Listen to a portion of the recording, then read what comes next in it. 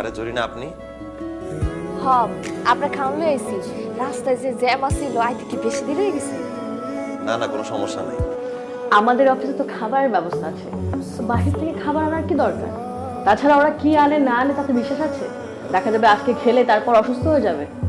Security, আপনি কেন একে ভিতর ঢুকতে দিয়েছেন?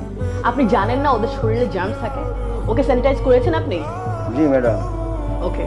আর এই মেয়ে, কালকে থেকে খাবার তুমি সিকিউরিটির কাছে দিয়ে যাবে, তুমি ভিতরে ঢুকবে না, ঠিক আছে? আলম সাহেবের খাবার নিয়ে আসছিলাম, রাখেন।